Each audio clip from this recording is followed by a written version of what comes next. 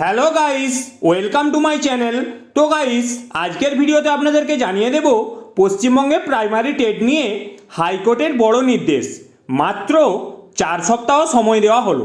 তো গাইস, হাইকোর্টের কি বড় নির্দেশই বা জারি করা হলো, মাত্র 4 সপ্তাহ বা কেন সময় দেওয়া হলো, আজকের ভিডিওতে আপনাদেরকে বিস্তারিত জানিয়ে দেব। তার আগে আমার চ্যানেলে যদি আপনারা নতুন হয়ে থাকেন, চ্যানেলটি অবশ্যই সাবস্ক্রাইব করবেন এবং পাশে থাকা বেল আইকন প্রেস করতে ভুলবেন না, যাতে সাথে সাথে আমার ভিডিও আপনাদের কাছে পৌঁছে যায়। ফের একবারের জন্য প্রাথমিক টেট বা প্রাইমারি টেট শিক্ষক নিয়োগ নিয়ে চিন্তার ভাঁজ পড়ল শিক্ষকদের কপালে।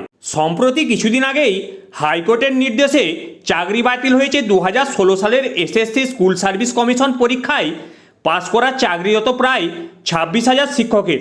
এবার প্রাথমিক টেটের আরও 32,000 শিক্ষকের নাম বাতিল হতে পারে, এমনটাই আশঙ্কা করা হচ্ছে। কিন্তু কেন, সেই সম্পর্কে জেনে নেওয়া যাক। বিগত এপ্রিল মাসেই 2016 সালের এসএসসি পরীক্ষায় পাস করে চাকরিরত যোগ্য ও অযোগ্য মিলিয়ে প্রায় 26,000 শিক্ষকদের চাকরি বাতিলের নির্দেশ দিয়েছেন।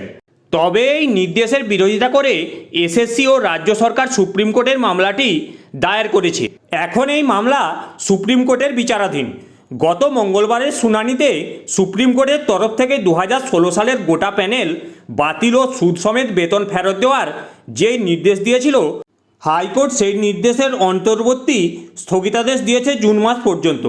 তবে নিউমেরিক পোস্ট গঠনের ক্ষেত্রে যে সিবিআই তদন্তের নির্দেশ দিয়েছিল হাইকোর্ট, সেই রায়ের উপরে কোনো স্থগিতাদেশ দেয়নি সুপ্রিম কোর্ট।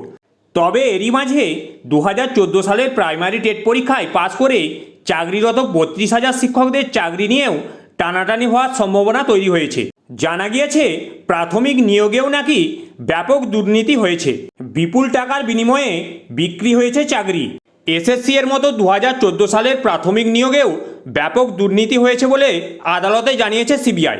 প্রাইমারিতে নিয়োগ নিয়ে হাইকোর্টের বিচারপতি রাজশেখর মান্থার এজলাসের রিপোর্ট পেশ করেছে সিবিআই। পেশ করা রিপোর্টে বলা হয়েছে, এসএসসি এর মতো প্রাইমারিতেও টাকার বিনিময়ে দেদার চাকরি বিক্রি হয়েছে, টাকার বিনিময়ে চলেছে দুর্নীতি। সম্প্রতি এই নিয়ে কলকাতা হাইকোর্টে রিপোর্ট জমা করে সিবিআই জানিয়েছে প্রাইমারিতে টিচার ট্রেনিং কলেজের আড়ালে টাকার বিনিময়ে বিক্রি করা হয়েছে যোগ্যদের চাকরি। মূলত ডিইএল ইডি কলেজগুলোর উপর নির্ভর করেই চলতো এই চাকরি বিক্রির কাজ।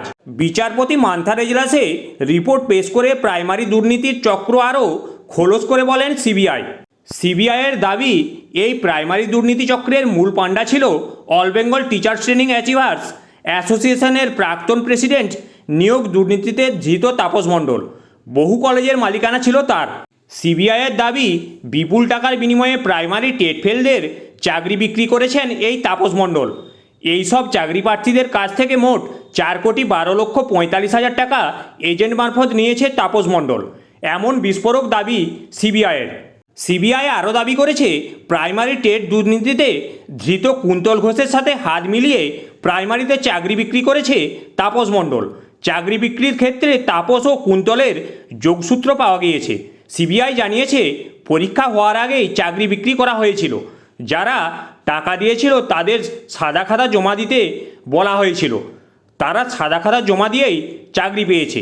এই দিন রিপোর্ট পেশ করে সিবিআই জানায়, 2014 সালের প্রাইমারি টেটের ভিত্তিতে যে 32,000 নিয়োগ হয়েছিল, সেখানে বেশিরভাগই টাকার বিনিময়ে চাকরি পেয়েছেন। সিবিআইয়ের পেশ করা রিপোর্টের ভিত্তিতে বিচারপতি মান্থা প্রাথমিক শিক্ষা পর্ষদকে প্রশ্ন করেছেন, পর্ষদের পক্ষে কি যোগ্য ও অযোগ্যদের আলাদা করা সম্ভব? যদি সম্ভব না হয়, তাহলে এসএসসি এর মতো 2014 সালের প্রাইমারি টেটের গোটা প্যানেলটা বাতিল করে দিতে পারে হাইকোর্ট।